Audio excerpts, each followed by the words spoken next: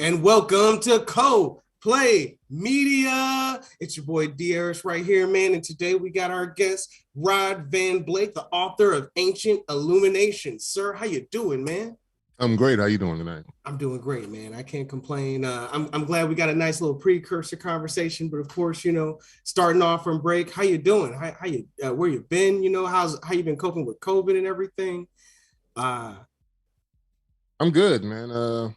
I'm in Baltimore now. We had just moved into our new home. We had purchased, I think, October of 2019, right before everything shut down. We moved in February.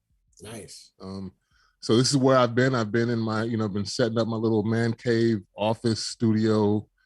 And I just got to work as soon as we were shut in. I finished a fantasy novel. We had a Kickstarter last year for the second volume of the graphic novel for Ancient Illumination. So, I mean, I've been doing well. And the Kickstarter allowed me it gave me a way to make up for not having conventions, because I would not have done a Kickstarter, to be honest, if things had gone normally and I'd been able to go into the next. I was having my con season start in May. Mm-hmm. I think I had Balticon here in Baltimore, which is a science fiction and fantasy convention. I heard about downtown. Then I had what was it? Tidewater Comic Con in Virginia Beach. I was going to go to for the first time as a vendor for 2 days in May. And then I think there was one more, I forget, but it was three. And it was the first time I was going to have three in a row. And then everything shut down. I was like, what are we going to do? I don't know. So how are we going to get this thing funded? Because I was trying to fund the next, volume. So I just put my head down and went to work as soon as everything shut down, hoping that as soon as the doors for everything opened back up, I would be able to hit them with a whole bunch of new content and hit the floor running. That's what I've been good. And as much as a lot of people out there have been suffering and going through, all this madness that they've been going through, I was able to use my time very constructively to get things done. And I just got to work. But I've been good. That's dope. I mean, I'm always happy to hear that folks are able to do well during, a global pandemic. This is brand new territory for everybody. And it's always want to ask all of our guests ever since it happens, because I'm glad to hear that it's good, but it's always different with everybody, Yeah. And it's always good to see, I hope folks who are listening to it will also see from, an author's perspective how it is, and, hopefully be able to relate to it. And also, just for folks to know, Things got rough for a lot of people. Luckily, a lot of the work that I do is online. I didn't need to physically be anywhere, because I'd been doing a lot of the work that I've done since I was out in the Virgin Islands for a little while when I had moved from Virginia. So location didn't really matter. It was just a matter of what was going to be done in the interim while I couldn't go out and be at events and couldn't go out in public. It was just a matter of buckling down and basically questioning myself, which is kind of funny because I've seen how long it's taken me to write novels prior. Mm-hmm. And we weren't sure when things were going to open back up. And so I ended up writing the fantasy novel in like 4 or 5 months. Really? Yeah, just the manuscript. I hadn't gone through the editing process at that point, but I had written it in like 4 to 5 months, because I think I was trying to get it ready for a certain event that ended up not happening in last August. But that was my thing. Like, I need to have this done by this date so that if this does open up, it'll be ready. And then it didn't happen. So we just moved on. Yeah. I mean, I totally understand. That's what you got to do when these things happen. And you know what, that brings up a question. How is your writing process? Like, I know some people do it in just short bursts. Some people are able to just sit down and just like focus for like 12 hours and just like knock it out like a machine. You know what I'm saying? Like, do you have a process that you go to for writing or to develop your writing? I usually come up with an outline. After I've got the overall concept for the story that I want, the main characters that I want to focus on, or groups of people, tribes, clans, military units, whatever you want to have in your book. Once I've had those established, I kind of keep a OneNote of all that listed. And then once I've got all the people and stuff figured out, then I go to my outline of the overall story arc with certain characters. And then I break those down into increments, and I take, the story from A to Z, and I start with A, and then I try and knock A out. And once I'm done with A, then I go to the B block, and so on and so forth. And sometimes when I have like what people call writer's block or whatever, then I just work on the outline more. Or I come up with scenes that I want to add. I don't know where it's going to fit in, but I kind of brainstorm until I'm back in the flow of going back to the mainline story. Then I can figure out later where those extra ideas can fit in. When I'm writing, though, I treat it like a job. I get up in the morning, I come down here, and I may be down here from like 10 in the morning to 4 or 5, maybe 6 in the evening. Mm-hmm. And it may not be all writing that time, but I'm not going anywhere for that period of time. I only thing I'm allowed to do down here, believe, is work out and write. So that's my job. I'm coming down here to write until I have a goal to finish the book at a certain amount of time. Especially now, because of these special circumstances that the pandemic put us in, I know for a fact now I can do it within this amount of time. So now there's no excuse not to have it in that amount of time now. Whereas before, I think I started going to Comic-Cons in 2017. Baltimore was our first one, the wife and I only had one book.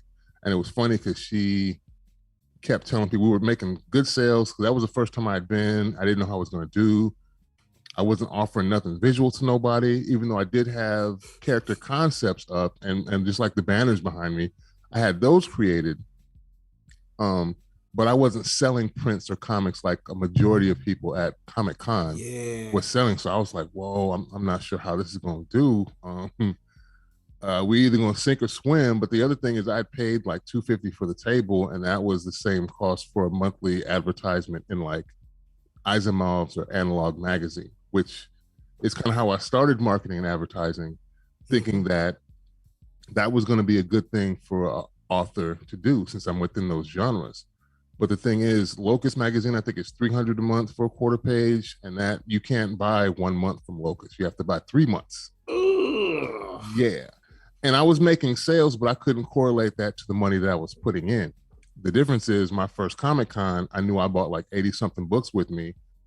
And by the time we left, I only had like 12 left. Yeah. So we were on the verge, and I only had one book at the time. So I was like, this works. That's some strong sales. And was it your wife's idea to start going to the conventions? Like, it was my idea to go to the convention, but I had no clue as to what I was doing. We had just relocated from the Virgin Islands to Baltimore, and I was like, well, this is my opportunity to go, to the convention and see, what's cracking. I'm trying to sell some books. So I had one banner, and we did it. We set up the table, sold the books, and then after that experience, those 3 days, we're like, this might work. This could work. But she was telling people as they came to the table, book 2 will be out next year. By the way, don't worry about it. This is a series. Ancient Illumination 2 will be out next year. You look at her like, baby, word? Okay. Yeah. So we get in the car, and she look at me like, hey, you going to have book 2 ready by next year? And I'm like, well, we've been telling everybody it's going to be out, so I guess I better be ready. So the funny thing is, 2018, we published book 2, the second Ancient Illumination novel, Kuongoza Mwanga, The Leading Light. And we were slated to do it again. Since I published the first one 2016, second one 2018, and I did in the same like 2-year fashion have the third book was published in 2020, February to be exact, but that was the exact month that everything shut down. I had book 3 and volume 1 of the graphic novel both out in 2020, but no events to go to. That sucks. Yeah, that's the worst. And was the Kickstarter is Kickstarter a good substitute for income, or is it really just after experiencing it, you feel as if it's best to just stick to the conventions? It depends on you. I see a lot of people that run their entire businesses off Kickstarter, from issue to issue to issue. And there's nothing wrong with that if you can do it, number one. And if you're good at executing a plan for Kickstarter, and I think it's definitely the way to go. Because you can, as long as you meet your goal, you're going to get your money and then you can produce. And that's really what we were doing was we had already paid for volume 1. But what I wanted to do was number one, since I didn't have a chance to sell volume 1 and book 3, we offered book 1, well, actually all 3 of the novels, the first graphic novel, and as like a pre-order, the second graphic novel. So we had a lot of products where I could have varied tiers within the Kickstarter. Number one, I like Kickstarter for things that are already produced, because then you don't have to worry about fulfillment because of something that you don't have produced yet. And then you have backers who are waiting, where's our product? Where is this? Well, I just needed the money to print up enough copies, because we had, I think, 130 something backers that backed our Kickstarter, which surprised me, but like we did it, we got it, and that's the thing. I don't want to burn out the supporters of my Kickstarter. What I would do now is, if I do have another Kickstarter, it'll be biannually.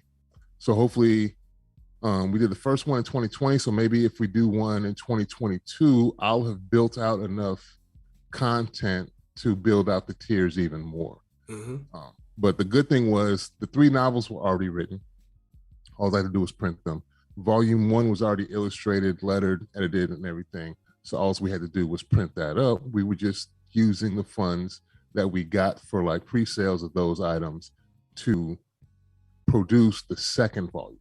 And then I think after that, it just becomes kind of a self-fulfilling thing where you have enough content to build into momentum to keep producing things. And that's what I'm going to do. Like I said, I wouldn't have had one had Kickstarter, not Kickstarter, had the pandemic not hit, because I would have, if I can make $1,000 in 3 days at an event, then I tailored in, okay, well, 9 of those events together can get me enough to fund the next graphic novel.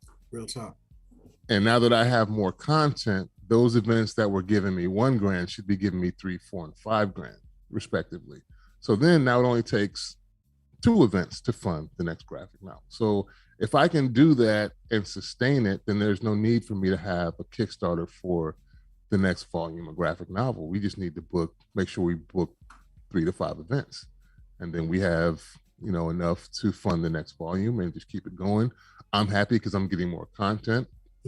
My artist is happy because I can give him the money up front and set a schedule and time to keep, just keep this train rolling. So yeah, Kickstarter is good because it was available to me in a time where there was very little else available. So it was kind of a stopgap that's useful, but I'm going to use it sparingly. I want it to be an event when I have one. Yeah, that makes sense. That makes a lot. I noticed that not only are you an author, but you're also a fellow podcaster, man. Yeah, the Ascari Cast, man. Every Friday we usually talk. We used to talk about either movies, games, books. We talked about BlerdCon. Other events, we might do something for Awesome Con. I know we're going to be talking about, I think this week we're talking about Suicide Squad. We're going to talk about that. What the Suicide Squad? Yeah, the Suicide Squad, the one with Idris, where they replaced the black dude that shoots good with another black dude who shoots good. We cover all types of things. Some, it just depends. Usually Andrea Rose Washington, she's another fantasy and sci-fi author. She made Adolithio, Almond Trees Magic, and Elendil novels. So check her out. She and Jordan will hit me with like, what are we talking about on Friday? And then we kind of discuss it. And then when we decide on the topic, then that's it. And we just go with it. And sometimes I've had one-on-one interviews with other creators. TJ Sterling of Okemos has been on. Oh, TJ. Yeah. Yeah. William Hayashi of the Dark Side trilogy. That brother, I met him through the Black Science Fiction Society. He's wrote a cool, now I think there's a second trilogy of books out.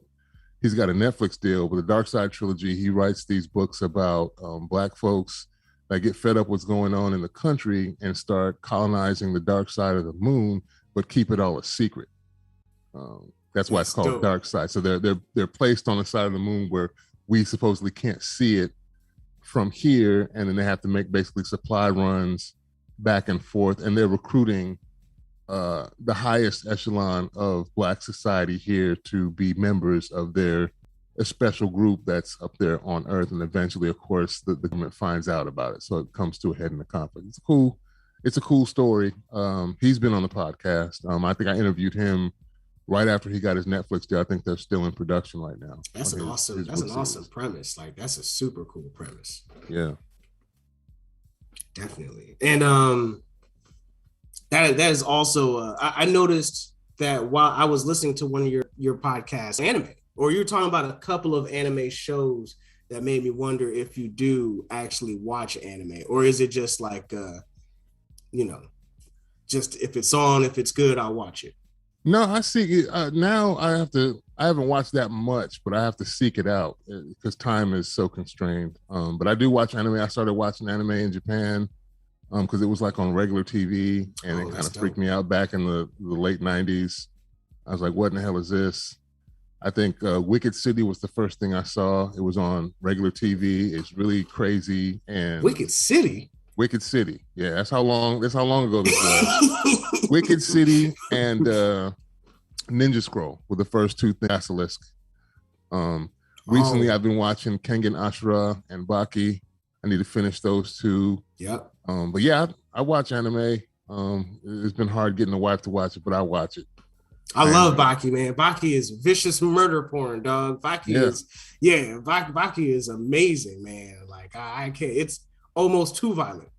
Yeah, I can get with it though. I also watched a couple episodes of Record of Ragnarok, but I see the people that have read the manga are none too impressed with the Netflix production of it. Yeah, I got lost on the first episode, never picked it back up. Oh, okay. Yeah, my first year in Japan was my introduction into anime, so I watched it. And then when I was in the Marine Corps from 97 to 01, so 97, 98, I was in Okinawa and visited the mainland as well. And saw, like I said, that was a crazy thing